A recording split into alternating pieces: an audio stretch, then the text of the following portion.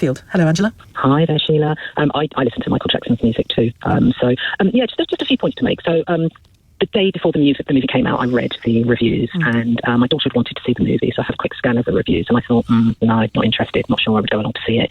But it's a biopic, it's not a documentary. So I thought, in the end, we decided to go along. And for the music, for my era, fantastic. It was a kind of like a sing-along. There were bits of the movie that also depicted I don't want to spoil the movie for people who haven't seen it, but it depicts a lot in terms of his abuse that he experienced from his father, Joe. And that comes out quite a lot in the movie, the sort of more physical abuse that he... not sexual. Not sexual from dad, physical abuse that he experienced, but also the sort of childlike manner, and also lots of things around his perhaps emotional development. That really comes through in the film, and I was sort of watching that, reading between the lines. I knew that do you think it was trying to give not justification, but an explanation for any abuse he did himself? I don't think there can ever be an explanation or justification. I don't think that, but I do think that it might show some sort of experience of trauma that Michael Jackson experienced. It was more a depiction, not an excuse or justification. A depiction, I would use as a word to describe that. Did you have any misgivings as you were watching it? No, because I knew it wasn't going to show those bits. I didn't. No, I mean misgivings because it didn't address that. It couldn't. It's a biopic. It's not a documentary, so it's never going to address that. That's not logical, because if it's as much part of his story as standing in front of a microphone and singing brilliant songs. But the film was about his story and singing brilliant songs. It was not going to be about the... Do you see what I mean? And I'm not condoning it for one moment. I was listening to the last, the guest that talked about it, and obviously some sort of talked about it sort of quite graphically in terms of the experience of the victim. Michael Jackson's not here to defend himself. He was not convicted of. These stories came out after, and it's somebody that didn't face a court. That didn't happen. Yes, there were large amounts of money that were paid off to children. Can't remember their names. Well, historic abuse often does come out later, doesn't it? Because of trauma, and as a child you don't interpret something one way, and then you become an adult and realise it was wrong. Sure, yeah, absolutely. But just going back to the film, Jafar Jackson, who played Michael Jackson, was fantastic. It looked as if I was watching Michael Jackson. He's his nephew, isn't he? His nephew. Outstanding. The dancing, the way he looked. It showed a lot of... I don't want to spoil it for people. It showed Michael Jackson's transformation in terms of his low self-esteem, his, obviously well-documented cosmetic surgery. It showed all of those things. I do think that it did leave it very open for, I sang along to every single song, reminded me of my youth, and then I left and thought that was nice, but I'm not going to go along to a movie and to watch a film where it shows abuse of children. I would not leave the theatre thinking that was nice. It wasn't nice to see the abuse at the cinema. It wasn't nice to see what he had experienced. I was going to say, it showed abuse of him. It did. That was not nice. That was not nice. In the same way, it did show him obviously visiting children. It gave a little kind of a flavour of because of his upbringing, his sort of relationships with other young people. He didn't have that. He was quite almost sort of isolated. So it did show that in the film. But that's me as a kind of like future woman watching the film. And my daughter doesn't know any of that history. She just watches 18. So did you discuss it with her afterwards? Oh yeah. We talked about it a fair bit. But she was saying the same as me. It's a biopic. It's not a documentary. And then I did ask her if she'd watch Neverland just to try and understand all the other stuff around the bubbles, etc. But the biopic, not a documentary thing, was I would argue watch films of his performances in that case. There's endless fabulous performances out there. There is, I agree, Sheila. But then what this film showed was his upbringing and the sort of the creation of the Jackson 5 and how he moved through the music industry. But that has been told before, hasn't it, in documentaries, oddly enough. But I take your point. I mean, I hear what you're saying. Thank you, Angela, for your call. It's great to speak to somebody who's seen it. On the question of why there was no real sort of direct reference to the abuse, apparently after initial plans to include it in some way, we don't know what way, an historic non-disclosure agreement meant that some footage referencing the allegations against Jackson had to be scrapped.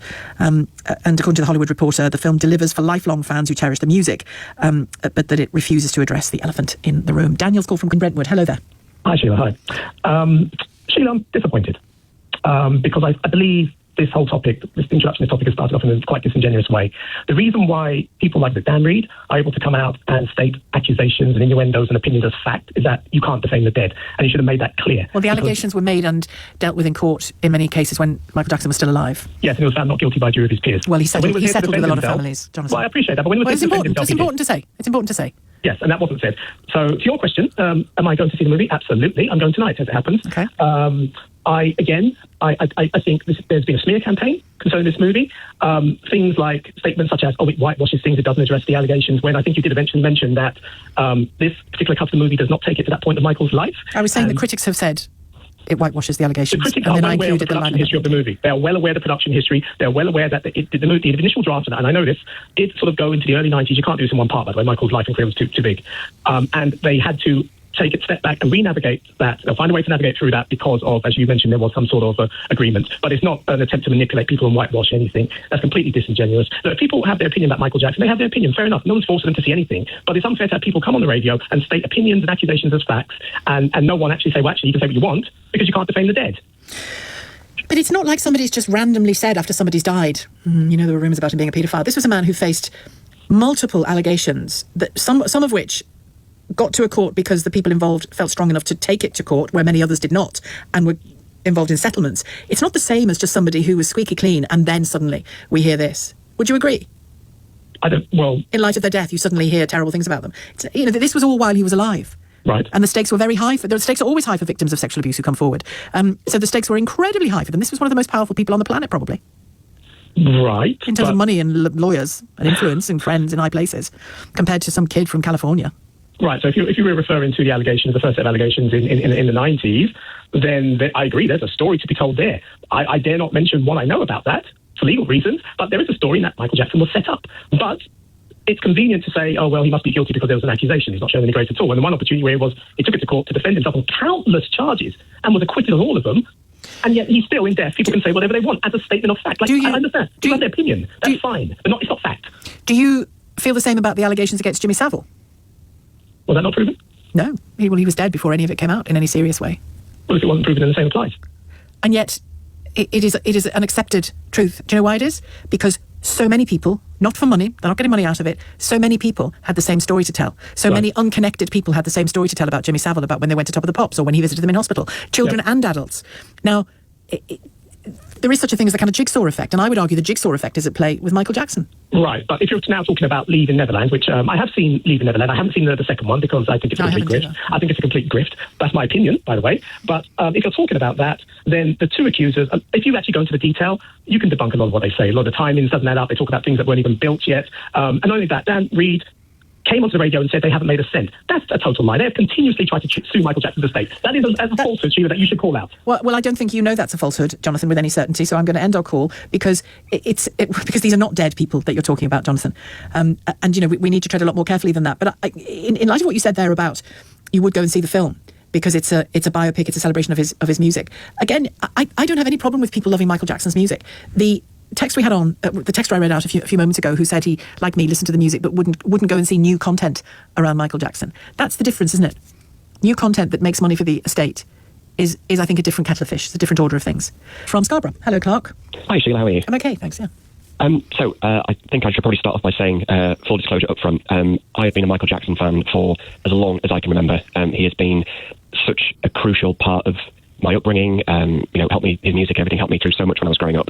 I think, just on the question of the film and what isn't included, I think one of your previous callers already mentioned about the fact that the initial script did go into the initial allegations from the 90s, but there was some legal issue that meant that they weren't actually able to do that, which is why we ended up with the film that we have. And being a long-standing fan, I've been following the development of this film for quite a while, and I know that they're currently potentially in the early stages of producing a sequel, which I imagine probably would go into some of the darker parts of his life. I think, for me, there's one thing that I've been listening to you and a lot of your callers, and there's this idea that there were, this endless catalogue of allegations that were raised against him, and there was 3 instances of accusations that were made against him. Well, there were others that we never knew about because they were settled out of court.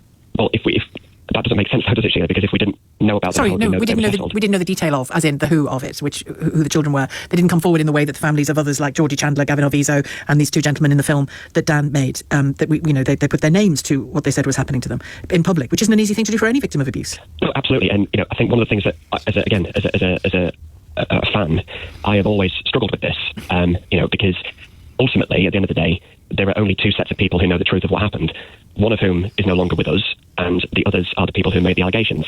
I think. You don't think anyone around Michael Jackson, other than his victims, would have known what he was doing when he took children into a room all night and locked the door? I don't know. You would have to ask them. You'd be a bit naive to think that they didn't know. I mean, just let's forget it's Michael Jackson, right? Let's forget it's Michael Jackson. Sure. Would you constantly go round to the home of somebody with a child that wasn't yours and not just read? I've got no kids, but I've spent time with friends and their children and read my niece or nephew or godchild a bedtime story, and normally I fall asleep while I'm reading the bedtime story. But then I go back downstairs to my glass of wine with my friends and the child sleeps safely all night. If every time I went, slept with 1 or 2 children as an adult in that bed, and I'm not related to them, or even if I am related to them, if I slept there with children, and he admitted he did it, he admitted he slept with children a lot, you wouldn't have had questions about that? No, absolutely. And what would your questions have been, though? So just one of the points that I really want to make is that for me, as a fan, one of the things that I found most troubling is the relationship and seemingly obsession that he had with children. That's undeniable, and him sharing his room with children to anybody looking at that is wholly inappropriate and unacceptable. What's the innocent explanation?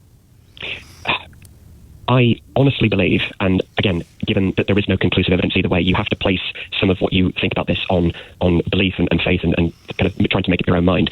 I think Michael Jackson was a deeply damaged and disturbed individual, and I think that I don't think he thought of his actions as being inappropriate. Loads of paedophiles say that and think that. They think the rest of us just haven't caught up with the fact that it's okay to have sexual relations, abuse children. But here's the distinction. Loads of paedophiles would say that. You're saying having sexual relations with children. No, they would say that. I don't regard it as sexual relations, but that's what paedophiles regard it as. Yes, but so... I regard it as abuse. Sorry, I misspoke. Yeah, no, you are absolutely right. I think Michael Jackson was probably asexual. If you look at his history, I know he was married twice, and he had children, whether by surrogacy or whatever way. I just genuinely don't think that he was kind of mentally developed in the same way that other adults were. So what we would look at is seeing child abuse, does it?